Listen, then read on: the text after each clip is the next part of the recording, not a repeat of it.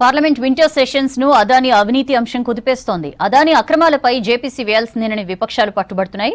Traffic చట్టాలంటే ప్రజలకు భయం లేదన్నారు కేంద్ర మంత్రి నితిన్ గడ్కరీ. రెడ్ సిగ్నల్ పడితే ఆగరని, కనీసం హెల్మెట్ కూడా పెట్టుకోవడం లేదన్నారు. ప్రజా సమస్యలపై మోదీ సర్కార్కు చిత్తశుద్ది లేదన్నారు కూటమి నేతలు. పార్లమెంట్లో బీజేపీ డైవర్షన్ పాలిటిక్స్ పనిచేయమన్నారు. పార్లమెంటు శీతాకాల సమావేశాలు విపక్షాల ఆందోళనల మధ్య కొనసాగుతున్నాయి. 8వ రోజు అదానీ అవినీతిపై చర్చ జరగాలంటూ ఆందోళనకు దిగాయి. వెంటనే జేపీసీ వేసి విచారణ జరిపించాలని డిమాండ్ చేశారు విపక్ష ఎంపీలు.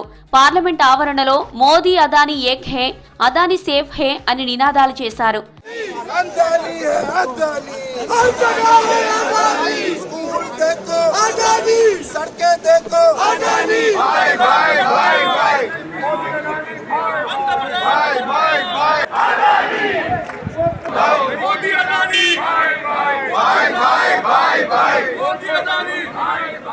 అదానీని విచారించే దమ్ము ప్రధాని మోదీకి లేదన్నారు లోక్సభ విపక్ష నేత రాహుల్ గాంధీ.